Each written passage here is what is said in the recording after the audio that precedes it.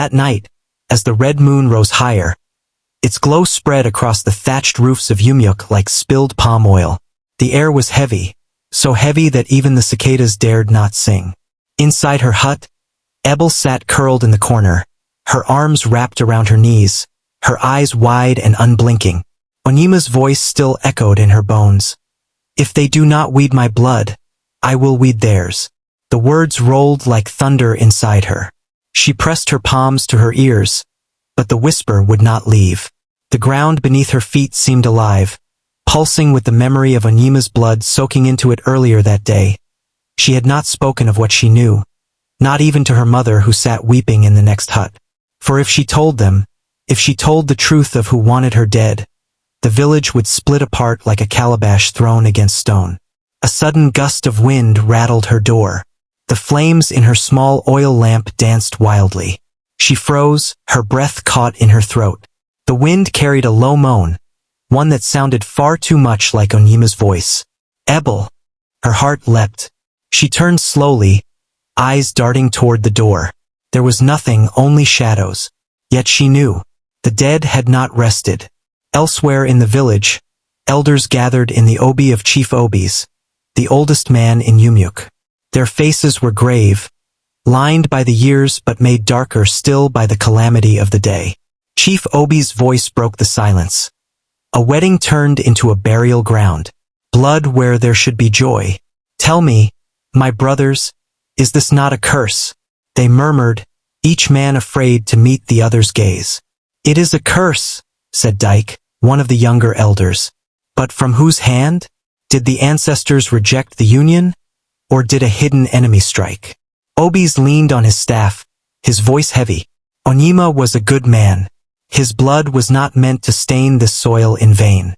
We must find the source, or more blood will follow." The elders nodded, but fear kept their tongues tied. None dared speak of the whispers that had been carried by the wind, the whispers that said it was not the ancestors, but a mother's envy, that had invited death to the feast at another hut. Onyema's mother tore at her hair, her wails rising to the heavens. Her only son, struck down on the day he was to be crowned a husband. Neighbors filled her room with their lamentations, their voices rising and falling like waves on the river. Yet not all tears were genuine. At the edge of the crowd stood Uduak, Onyema's mother-in-law-to-be. Her wrapper was tied tight around her chest, her face streaked with ash as though she, too, had shared in the day's grief. She pressed her palms together, rocking gently as she muttered prayers. But inside her heart, a different fire burned. She had not meant for Onyema to die. No, the plan was for Ebele, that stubborn girl who had stolen her son's love and turned his eyes away from the woman she had chosen for him. Ebele was the thorn in her side, and it was Ebele who was supposed to fall. But fate had twisted the knife. Still, Uduak told herself, fate had only delayed her victory. For as long as Onyema's blood cried out from the ground, suspicion would spread. And in the cracks of suspicion, she would plant seeds of lies. That night, the village did not sleep. Mothers clutched their children close. Men sharpened their machetes though there was no enemy in sight. And the youths whispered tales of spirits walking with feet wet from blood. And in the stillness, Onyema's spirit stirred. The ground where his blood had fallen pulsed faintly with light, like embers beneath ash. From it rose a shadow, tall and solemn, carrying the weight of grief. His face was pale, his eyes hollow, yet his voice carried across the compound. My blood cries for cleansing. If they do not weed my blood, I will weed theirs. The wind carried his words into every ear. Dogs howled. Babies wailed. The Irako tree at village square groaned as if struck by lightning. Ebele heard it and collapsed to her knees, sobbing. She knew this would not end until the truth was spoken. But how could she speak it, when the truth was a spear that would pierce not only her enemies but her own family? By morning, the village was a storm of voices. Some said it was the ancestors who had rejected the marriage, angered that the bride price had been paid without proper libation. Others whispered that someone had poisoned the feast, targeting the young couple. But one voice cut louder than all, the voice of Uduak. She stood in the marketplace, her wrapper tied loosely, her head bare in a show of grief. Her voice trembled as she spoke. My people, we must not let lies spread. Onyema was like a son to me. His death is not from man, but from spirits. I warned them that the Irako groaned before great fathers of Umioku. I cannot keep silent. The blood cries not because of the ancestors, but because of envy. Onyema's death was not the hand of the gods. It was the work of Mate wedding that the omens were bad. But they did not listen. Now see what has happened. The crowd nodded. Fear made them gullible. Her words soothed their questions, redirected their suspicions. Already she was weaving her net. But Ebele, standing at the edge of the market, clenched her fists.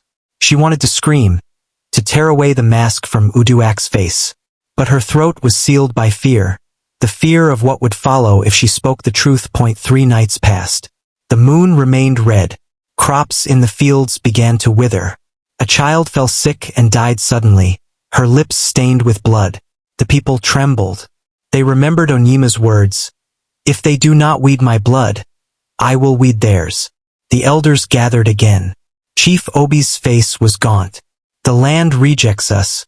Until Onyema's blood is cleansed, more will fall. We must find who has brought this curse. But who would dare point the finger? It was then that Ebele rose, her body shaking but her voice clear. Great fathers of Umioku, I cannot keep silent. The blood cries not because of the ancestors, but because of envy. Onyema's death was not the hand of the gods. It was the work of man. The Obi erupted with gasps. Chief Obi's fixed his eyes on her. Speak, child. Whose hand?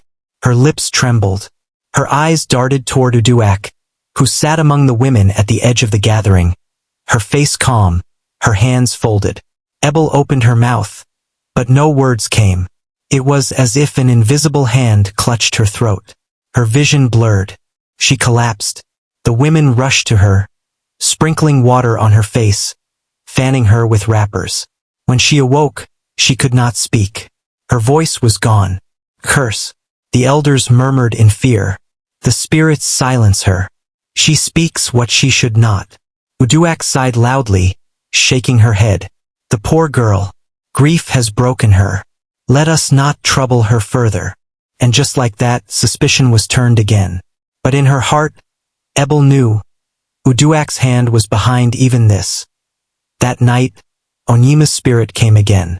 This time he appeared in Ebele's dream, standing tall, his eyes burning like coals. Ebele, he said, his voice deep and heavy. Why do you fear? My blood cannot be silenced. If you do not speak, I will speak. If you do not reveal, I will reveal. But know this, the longer the truth hides, the more blood will flow. She reached for him, sobbing. Onyema, they will kill me if I speak. They will tear the village apart. His face softened, but his voice remained firm. Better the village torn by truth than destroyed by lies. When she awoke, her pillow was wet with tears. And outside her hut, the wind whispered again. The days that followed were darker than any the people of Umioku could remember. The sun itself seemed to burn weaker, its light fading behind a veil of smoke, though no fire was seen, that her power would hold. But as Ebele stepped into the square, her feet bare against the earth, the people turned to her. Something in her eyes, fierce, glowing, silenced the murmurs. She raised her hand, and her voice rang out, clear and strong. Elders of Umioku, people of the land, Onyema's death was not the hand of spirits, nor the anger of the ancestors. It was the work of envy, the plotting of one who could not bear our union. The crowd gasped. Chief Obi's leaned forward, his staff trembling. Whose hand, child? Speak plainly. Ebele's voice shook but did not falter. She turned, pointing directly at Uduak. It was her. Uduak. She set the snare meant for me, but Onyema fell in my place. His blood cries because she has hidden her hand. The crowd erupted. Women screamed. Men shouted. Some surged forward toward Uduak, but she leapt to her feet, her eyes blazing. Lies! Wicked lies! She shrieked.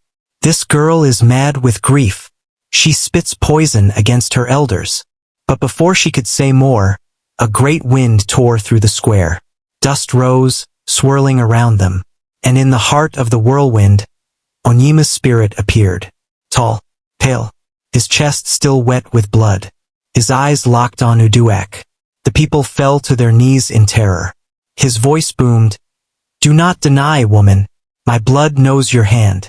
You envied, you plotted, and when your snare caught the wrong prey, you hid behind tears. But the earth has spoken. The truth cannot be buried." Uduak screamed, clutching her ears. She fell to the ground, writhing. The people backed away in horror. Onyema raised his hand. "If they do not weed my blood, I will weed theirs. Let the earth take back what envy has sown." The ground beneath Uduak split. Dust and ash rose as though the land itself had opened its jaws.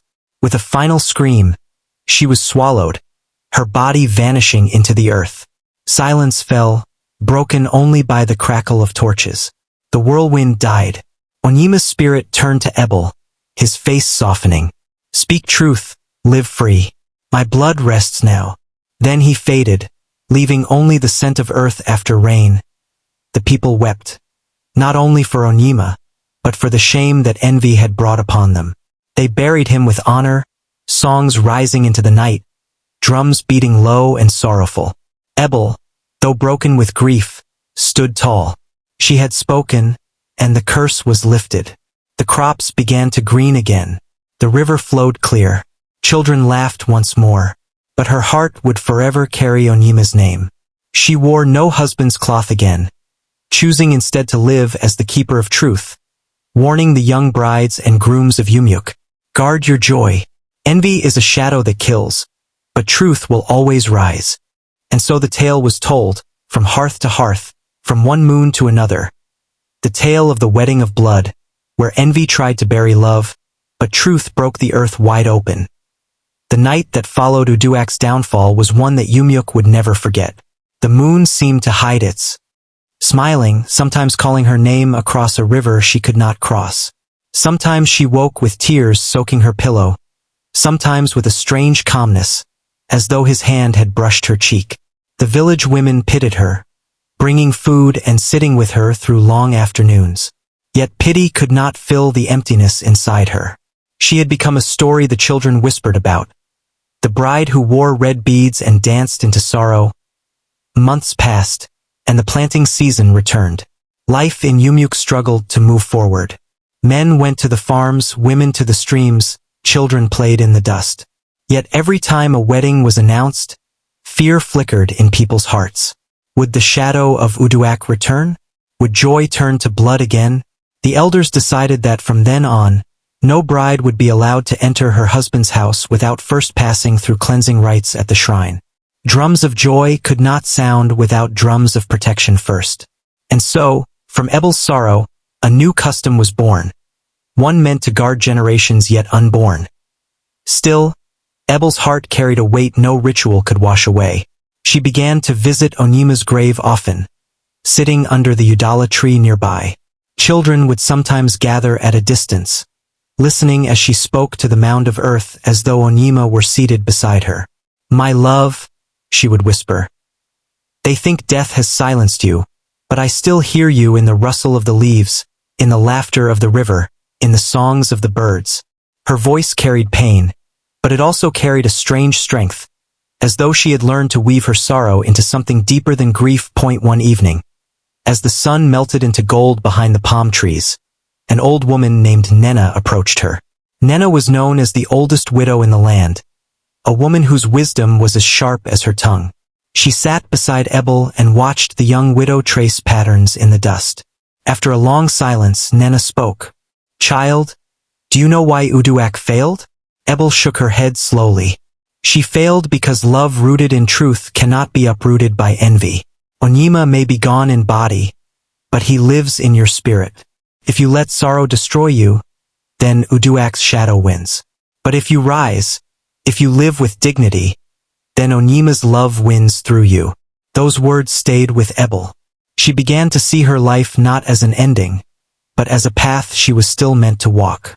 She joined the women in farming, helped in preparing yam festivals, and even sang with other widows during moonlit gatherings. The children of the village began to run to her, for she told them stories under the Udala tree. Stories of lions who protected their mates, of rivers that carried messages between lovers, of drums that never stopped beating even in the silence of night. Her voice healed others even as her own wounds remained tender. Years slipped by like water down a clay pot. Ebele never remarried, though suitors came quietly, whispering their admiration. She remained faithful to Onyema's memory, not out of stubbornness, but out of love that had grown into something beyond flesh and time.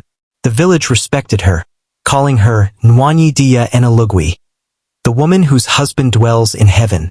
Children grew up hearing her story as a warning and a lesson. Mothers would say, "Do not be like Uduak, whose heart was blackened by envy.